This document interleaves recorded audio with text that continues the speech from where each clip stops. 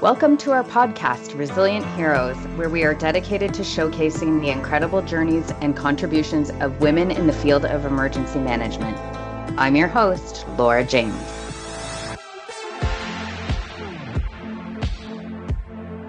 Welcome back to Resilient Heroes, where we spotlight the women shaping the future of emergency management through grit, compassion, and their own lived experience. Today's guest is Wren Baumgartel. She is a dynamic and experienced leader whose work spans disaster response, the aviation industry, communications, and public health. She currently serves as the disaster response and recovery coordinator for Guadalupe County, Texas, where she leads planning and recovery efforts that affect her community. She's not just building systems, but she's also building a community. She's the creator of Momagement, a platform that speaks to the challenges of leading in crisis while raising a family in a system not designed for someone who does both. I'm so excited to share this interview with you. Welcome, Wren. Hello, I'm so glad to be here. So let's start at the beginning for you. You have a wide-ranging breadth of experience. So what pulled you into emergency management? What really ignited the fire for you? And what keeps you here in this field? So I started my career as a helicopter EMS dispatcher, and part of the dispatching we did was through a program in South Texas called MedCom, and it was a hospital-to-hospital trauma transfer service. And whenever a hospital in an extremely rural area would need a trauma surgeon, they would call us to get acceptance to our level 1 facilities.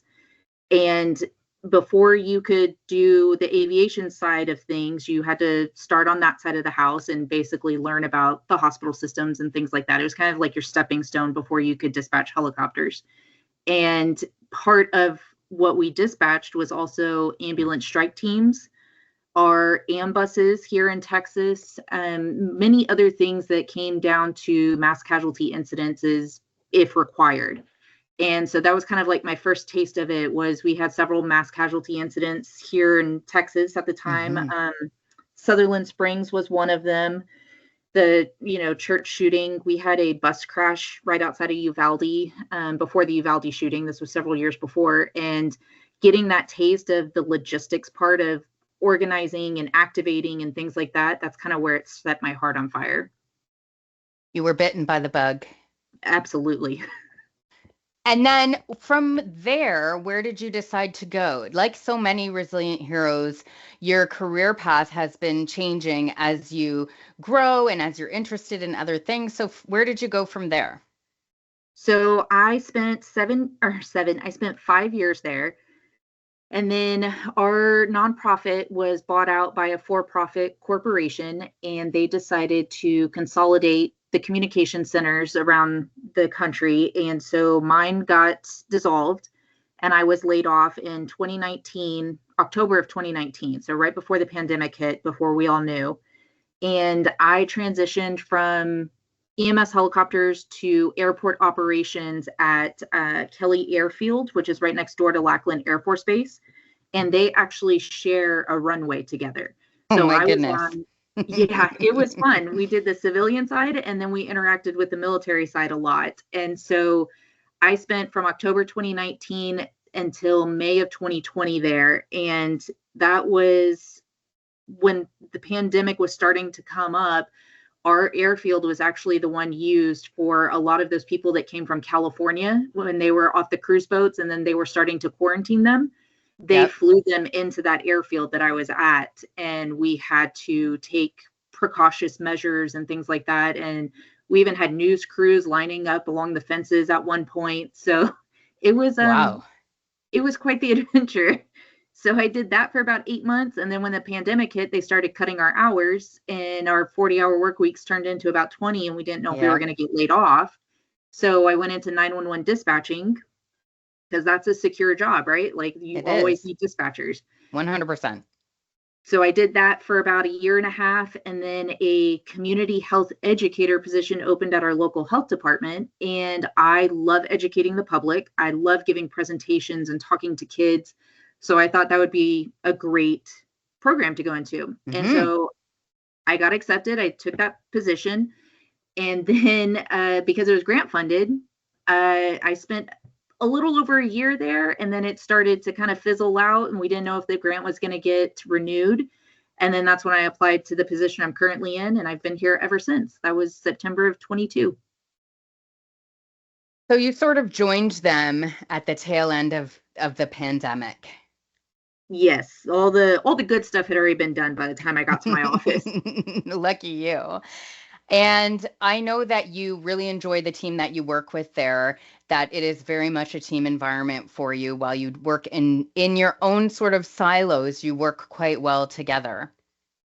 That's true. We are a combination office of fire marshal, emergency management, and then we also have a full-time career fire department that falls under our umbrella, so to speak.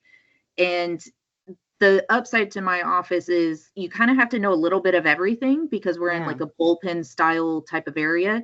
So any of us could answer the phone at any given time. So I need to know a little bit about permits and inspections and burn bans and things like that. But then I also work on the emergency management side, which is more my bread and butter. But it's quite interesting when you get everybody who knows a little bit of everything, and then you kind of be a force of nature when it comes down to things. Yes. But then you're like, oh, maybe that question is a little too complicated for me. Let me pass you to someone else. But that's awesome, because then that's how you become a super tight-knit response team, is that you know the strengths of everyone on your team and you support each other.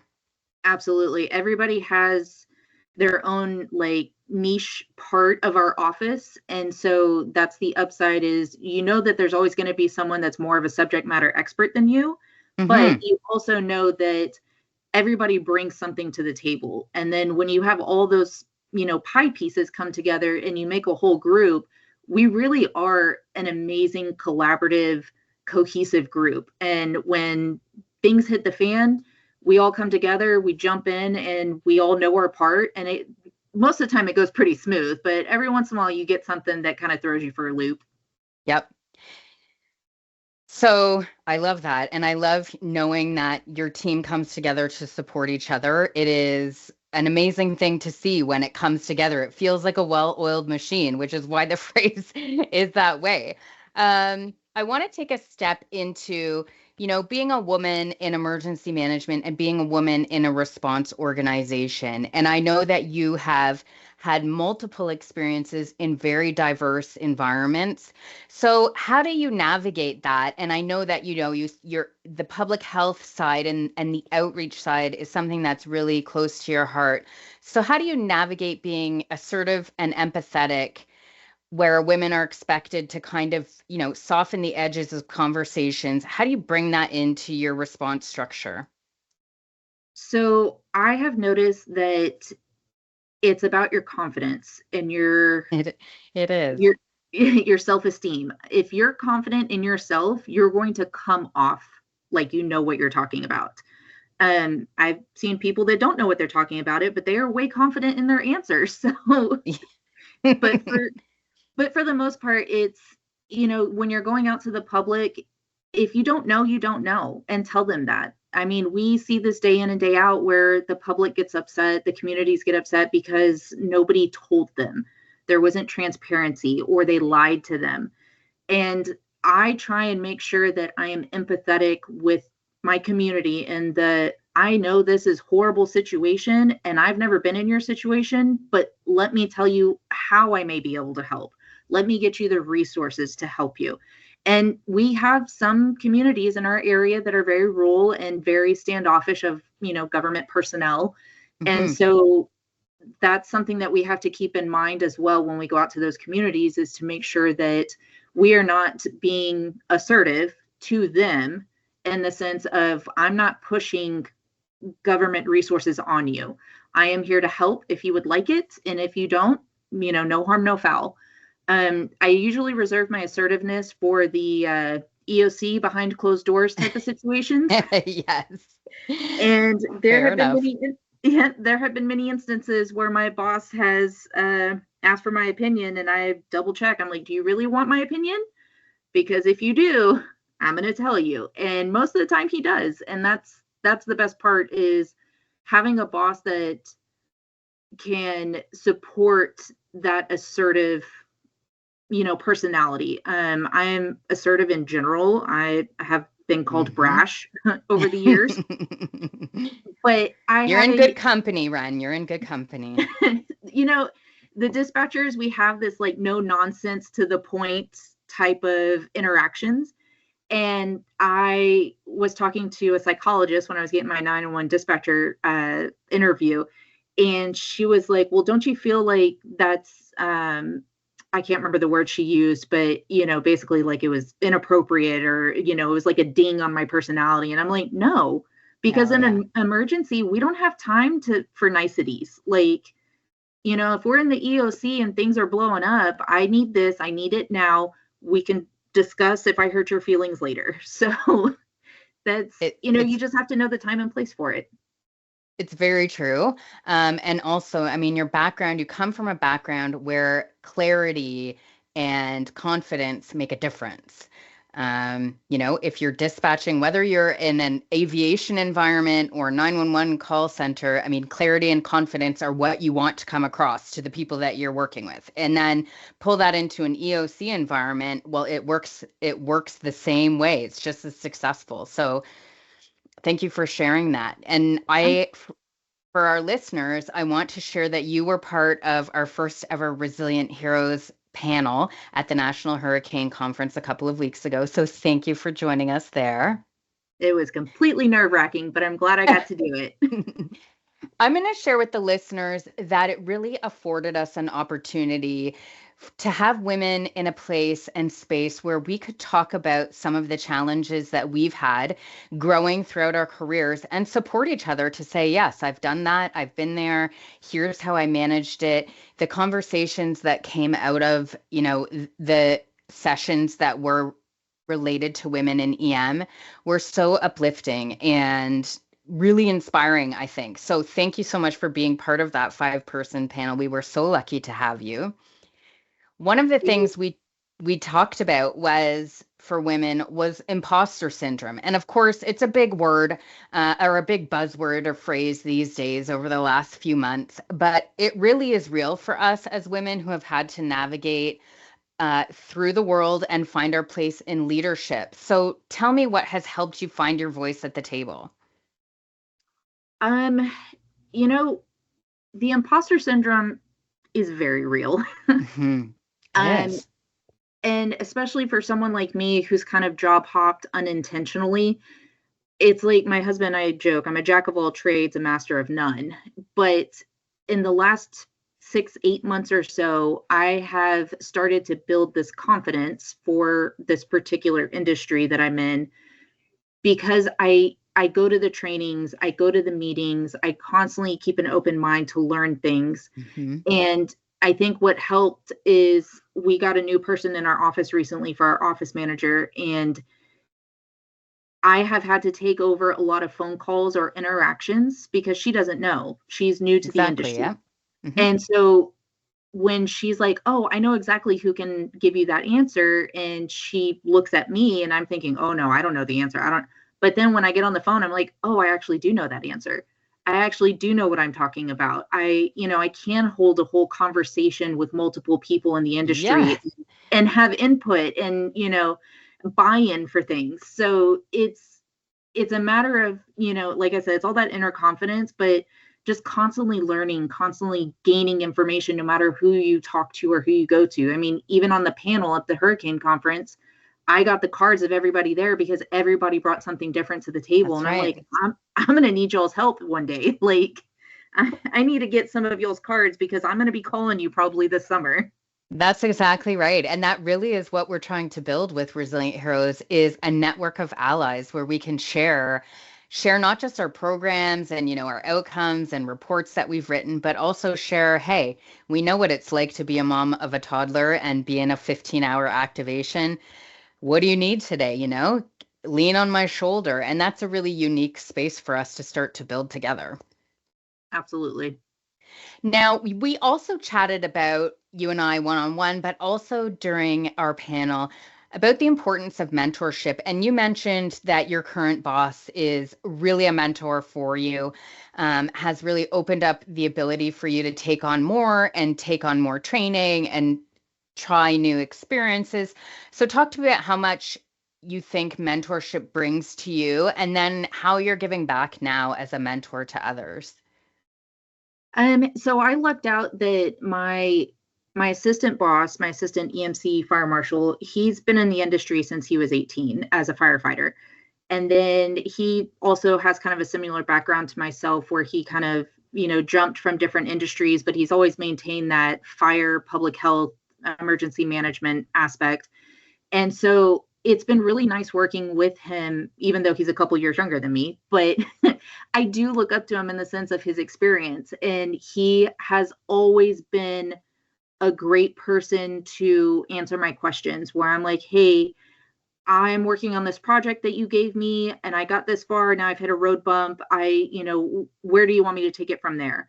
Or even when I've gone to a session at a conference and been like, oh, this is great information, but I don't know how we can implement it. And he's one of those people that he's like, let's find a grant. Let's talk to this person. Let's talk to that person. And he's one of those 6 degrees of Kevin Bacon. Every time I go to a conference or a meeting, all I have to do is say his name and everybody's like, oh yeah, we know him. And I'm like, yeah, of course you do. Everybody does. Like he's my Kevin Bacon.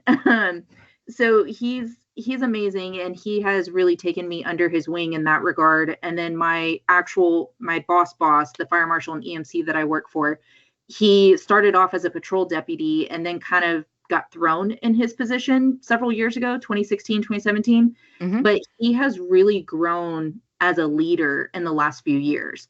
And I think it's because we've gotten more people in the office and now he has a bigger team and now he's able to delegate tasks. And mm-hmm. I have watched him become an amazing leader. And I'm like, you have blossomed. Like, I mean, that sounds weird for a man, but he really has. And I told him, I said, you can't leave us. He's like, oh no, I'm going to go get a city manager job. And I was like, you can't leave till I'm vested in the county and then you're taking me with you. So he knows that I'm here for the long haul just because I really do enjoy working, in his office and on his team. Okay, now here's something I want to ask you, which is what we ask all resilient heroes. And for us as women, we talked about this at multiple sessions at the Hurricane Conference. And it's really about how we are very used to doing so many things. We are multitaskers, we are planners, and we are caregivers, oftentimes for elderly folk in our world, as well as the little people. I know that you are a first responder family, and that your husband is a first responder. So tell me a little bit about how you protect your own mental health and your emotional bandwidth. How do you balance motherhood with your leadership role at work, as well as with, this emerging project that you have for the community? How do you keep it all together, Wren? I just wing it like we do in emergency management. Don't let our secrets out. No, my husband's been a firefighter since I met him practically. I think it was like 6 months after we started dating, he became a firefighter. So this is the only life I've ever known. And I grew up in law enforcement as well. Yep. But I think once I started living the role as well is when it really started to, hit. And the first time I started getting consistent therapy was after we had an officer-induced suicide when I worked in 911 dispatch. And that one was the one that tore me up. And there was a lot of anger, there was a lot of grief, and it just, I couldn't handle it. Yeah, I didn't know what to do with all those emotions. And so I was also dealing with my own grief from my grandfather passing away, who worked at Houston Police Department for 49 years. And, he and I were 2 peas in a pod, and he had recently passed before this instance happened. And so I was all over the place. Like I didn't know how to handle everything. And I'll throw a quick little plug in here of Tanya Glenn and Associates here in Texas. They only treat first responders and military personnel. And I was luckily enough to get into one of their therapists, and I have kept that same therapist for over 4 years because she is amazing. And I think if you can find an amazing therapist, you can do so much. and you need a support system. And I know that's hard to find, especially with these first responder single moms too, or single parents. Yep. But even if it's, friends, coworkers, neighbors, I have everybody in my pocket just in case. And I am so blessed to have people, even friends, that know what kind of work I do and what work my husband does. And they're like, if you need to drop your little one off with us, just call me. I'll be there in 15 minutes. And I think that helps, is knowing that I have so many trustworthy people in my corner that I can fall back on if need be. And you have built a village. I literally have built my own village. And our parents are around, but they're over an hour away. And so we need people that are a little more close by in case anything happens. And we have built our own village. And then also having a supportive partner. He is amazing. He, has had his own traumas as well. And he was former Army as well. And he and I have had some, very heart-to-heart conversations that have gotten deep sometimes. And he likes to joke, and he's like, well, welcome to PTSD. We meet on Tuesdays and Thursdays at 5. Yep. I'm like, oh, thanks. I didn't want to join that club, but thank you. And yet here we are. Yeah, here we are. And so I think it's one of those, like everybody says, the village, the therapist, if you can, find a good one. And then your supportive person. It may not be a spouse or a, significant other. It may be a best friend. It may be a coworker. And then also having a hobby. I know that sounds very redundant, but I love to read trashy novels. There you go. So, it's my little escape from what we deal with in the real world. And I don't care if it's realistic or not. I need something to decompress and run away from. So you just find what works for you. A world to escape into for a little while. Absolutely. And thank you for sharing that you have been on your own mental health journey. I think, over the years, this has come to light first through our first responder networks. And now sort of you see it broadly, across employers saying, put your mental health first. And we've been saying that in emergency management ever since I've been here, is that, a self-check is required every day, because we can't show up and do our best if our ducks are not in order in our own home, in our own minds. And as well as I do, that's super hard for women, because I won't say no. I have a hard time putting up boundaries. I will take on more projects than I have hours in the day to do, but it is super important. And I think that therapy, lots of people don't want to talk about it. There's still, a lot of shyness out there, but I will say I am a huge advocate. I am also a huge advocate for finding the therapist that works for you. Don't be shy. If something doesn't feel comfortable, or you're not feeling great after, or you're not feeling supported, there's as many therapists out there and options as there are people who need someone to talk to. And sometimes you just need to keep looking. So I think people should keep an open mind. And here are resilient heroes who say that we rely very heavily on those experts who are not just a listening ear, but can also say, well, Laura, you look pretty burnt out. You're sounding pretty burnt out. Let's evaluate what you have on your plate right now. And that person has no skin in the game other than supporting me. And sometimes I need that little extra push to say, you can't take this on right now, or how can you approach this thing so that it takes less time in your life, or, how to have a difficult conversation and some help in doing that. And I can't sing the praises enough, but thank you for being open and sharing with us that is also something that you do. It's another tool in my toolbox to make sure that we survive another day, and there's no shame in it. It's, it's like you have everybody in your office that has their special ability. That's kind of the version of my personal life. I have my spouse who fills a certain role. My therapist fills a role. My best friend fills a role.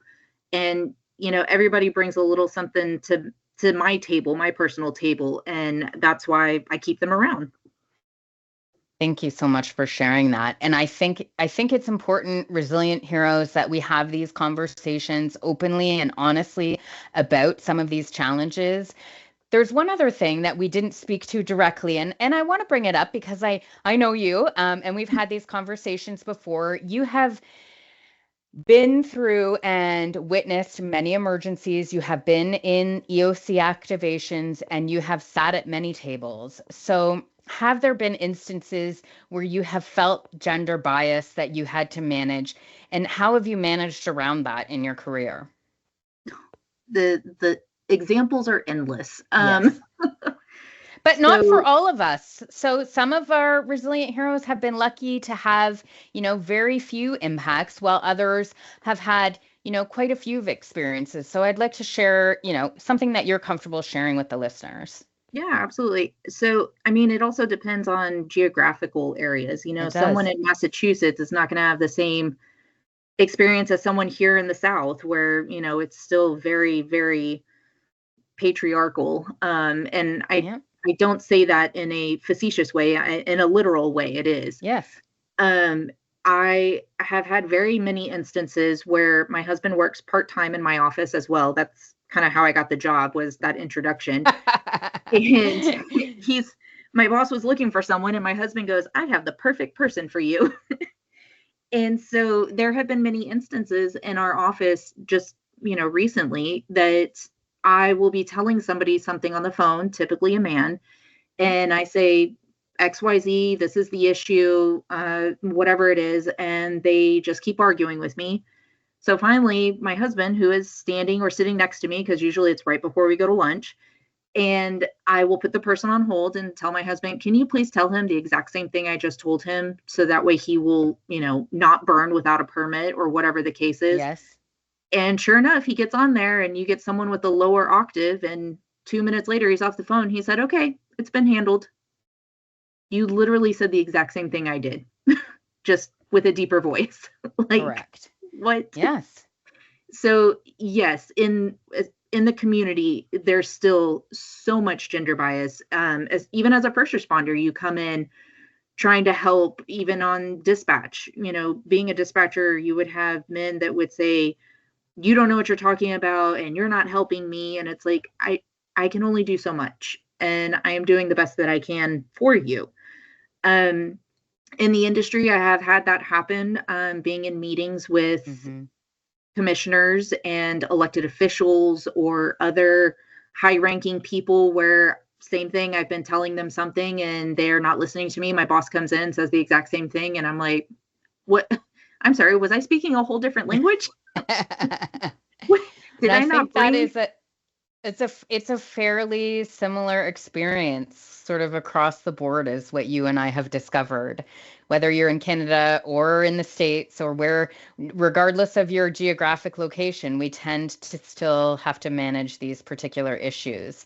So, how have you begun to navigate sort of a strengthen your voice around that?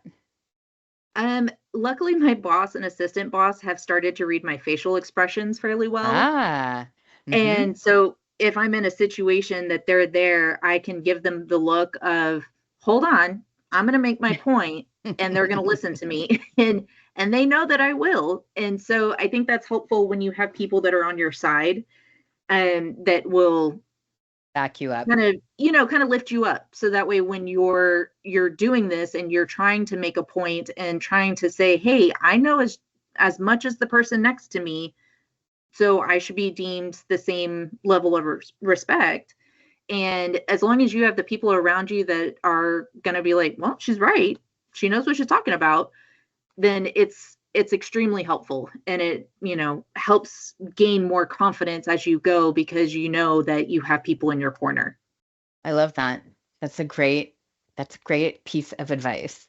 Talk to me about how you transitioned some of those skill sets of the leaders you've seen around you and married that up with your passion, which is emergency momagement. So tell the listeners what this is about, why you started this particular initiative, and how they can find you. So I have created a resource is what I'm going to call it, because that's what my end goal is to be a resource. Think ready.gov. It's called Emergency Momagement. And of course, I'm on Instagram. I'm on everywhere. You can find me. It's fairly easy. But what started that, what triggered it for me, was I was in a course for TEACS, the Texas Engineering and Extension Service through A&M. And it was the pediatric disaster response recovery type class. And they were talking about how to incorporate pediatrics into response and recovery, and how to incorporate pediatric friendly type of situations when it comes to like sheltering and reunification, things like that. So it was a 2-3 day class, and we were learning about sheltering. And they were talking about how to include pediatrics in shelters and have, sensory rooms for people with neurodiversity and things like that. And at the time, I was a exclusively pumping parent. And as they're giving all these examples about people with access and functional needs, medical, complications, I asked a question and I said, hey, what is the protocol for pumping moms? And the course, of course, was being taught by several men, older men.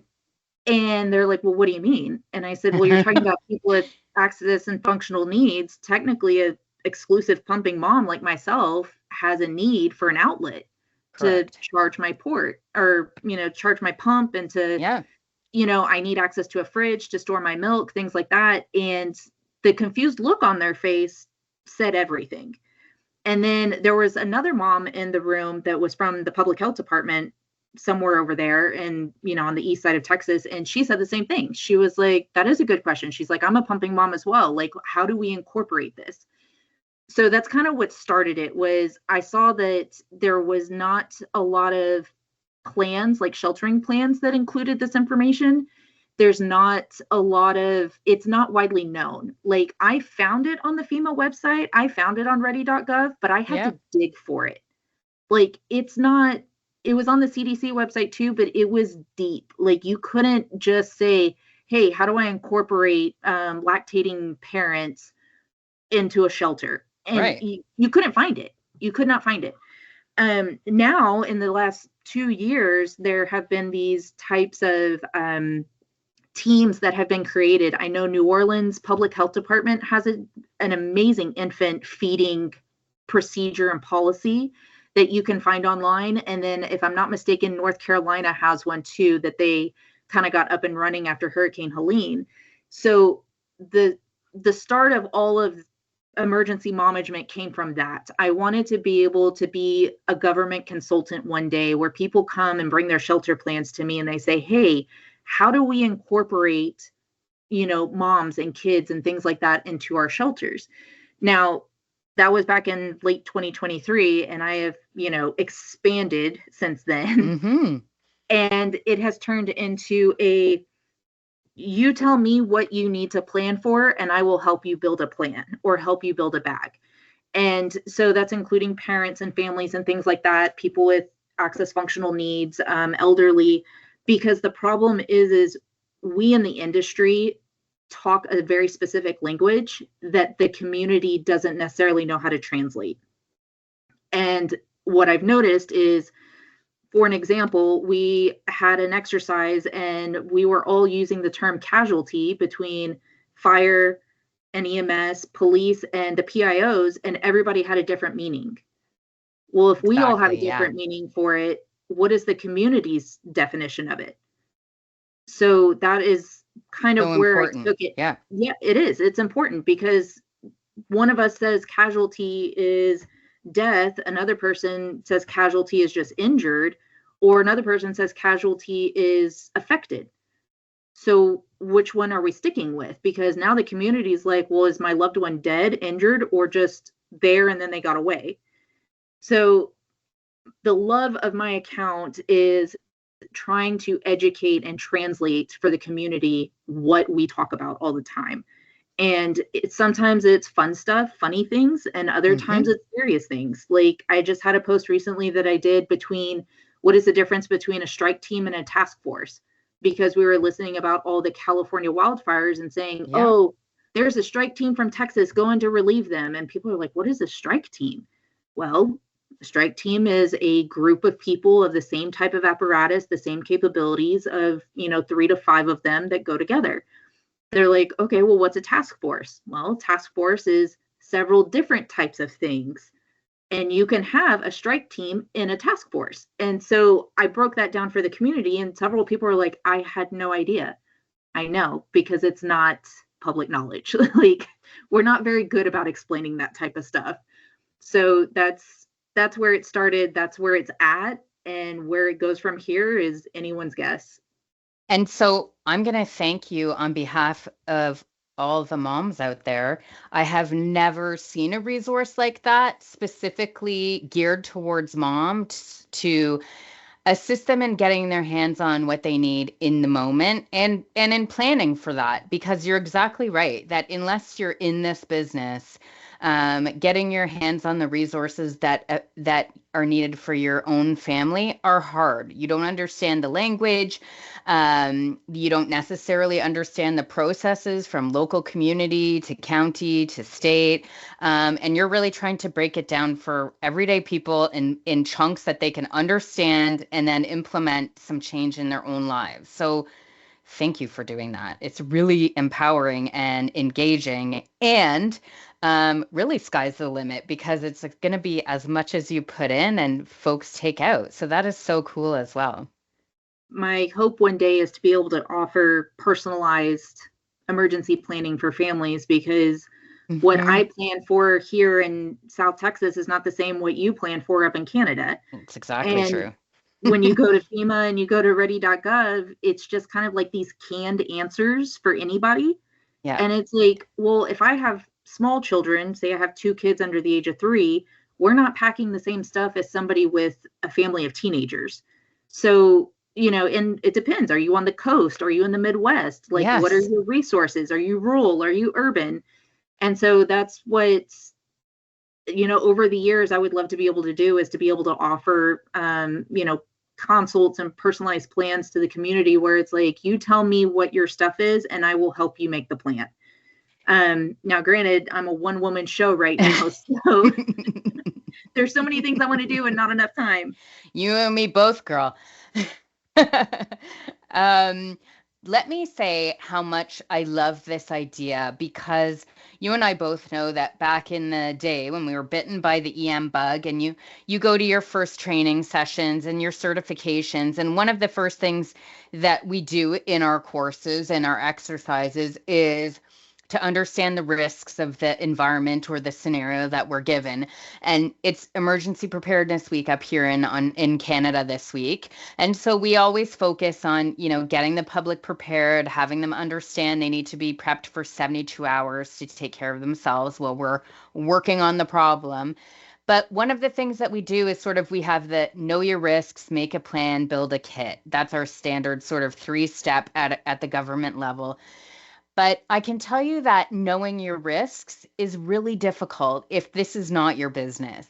And what you're talking about is understanding the community that these folks live in and helping them understand their risks. Because you and I can look at a map anywhere, and we can pretty much decipher by studying it for a little bit and asking a couple questions what the major risks are going to be in that community. And our public doesn't have that. So they may not even realize that they have a transformer station down the road and there's a railway overpass, a couple of miles from their house that may have an impact. They just live day to day. But when we say know your risks, that's not as easy if you're not an EM professional. It just isn't. And so helping with the folks break down those kind of barriers, because it really is about helping them break down the barriers to be better prepared. And that's what you are offering for them. Absolutely. I know I learned quite a bit when I worked in the public health department for that year that I was there. And I briefly thought I wanted a master's in public health. So I took a few classes and then promptly decided, nope, I still love emergency management. But one of the things I learned about was the social determinants of health. And that was never on my radar. I never knew anything about that. And it made so much sense once I started learning about that and understanding the different sociological aspects of things. And it really is a work of art if you are able to penetrate into your community for them to understand what you're saying. Because not only are you trying to translate our industry language, you're also trying to talk to someone who may not have a high school degree or a high school diploma. I know in our area, our rural area, we have a lot of, communities that never graduated high school, whether that's because they're migrants or because they were farm kids and they didn't have the opportunity. Who knows what the situation was. So it's a lot of that as well, understanding, okay, do I have a language barrier? Do I have a intellect barrier? Do I have somebody with disabilities? Like, we do have a deaf community in our area. So that's been a lot of also our issue is making sure that not necessarily that we can include everyone, because there's over 200,000 people in our community, like in our county, but to at least be able to get those that may not be able to have access to the information as easily or as readily available as anybody else. So it's hard, but with time and hopefully with the 21st century, we'll still be able to get some kind of internet out to the rural areas. That is a challenge, more of a challenge than I realized until I moved out to a rural area. Yes, we still have places where we go, our spring storm that we had last year wiped out some of our community up in a very rural area that we got out there and our cell phones didn't work at all. Yeah. Even with FirstNet, even with Starlink, nothing worked. So you're really breaking down the barriers for your communities, and you're doing this. This is a passion project for you. It is not funded. It's corner of the desk and in your spare time. Absolutely. Yep. It's I got the A-OK from my boss and my assistant boss before I created it. And they said, no, they're like, that sounds amazing. Like, we support it. And I just make sure to, everything I do in a good light for my community, and I do in a good light for my office, because, they are a direct reflection of me and vice versa. So I make sure that, I do everything that if I wanted someone else doing that information, it was appropriate and respectful. Of course. And one day, would I like for this to be a nonprofit or a small business where I can actually, have additional help? Well, let's work on getting help at work first, because we really need to hire more people. We're understaffed like everybody else. I hear you. That is the problem we're having across North America right now. Yep.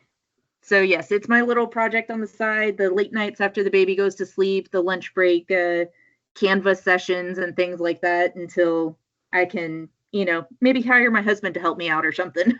There you go. Or when your daughter is grown, she can start doing your social media for you. Oh, absolutely. She's going to be writing out the captions, and it's going to be like those Gen Z interviews that we see now. You should use her as your model for the picture. If you do, pictures of putting together an emergency kit, use her cuteness. There you go. Wren, thank you so much for sharing your story with us, your honesty, your leadership, your commitment to showing up authentically for your community is what Resilient Heroes is all about. If you're listening today and you found inspiration in Wren's journey, please don't forget to follow her platform, Emergency Momagement. We will provide some links in the show notes. And for more on balancing leadership and life during a crisis and in preparation for that, it's the perfect place for moms and families to go for that resource. And as always, Resilient Leaders, thank you for tuning in. Thank you, Wren, so much for spending time with us today. Thanks for inviting me. I appreciate it. Until next time, Resilient Heroes, stay strong, stay grounded, and stay safe. The opinions expressed on this podcast are those of the hosts and guests and do not necessarily reflect the views of Buffalo Computer Graphics. All content is for informational purposes only. Are you or someone you know a resilient hero and would be interested in contributing to our podcast? We would love to hear from you. Please contact us at RHpodcast@buffalocomputergraphics.com.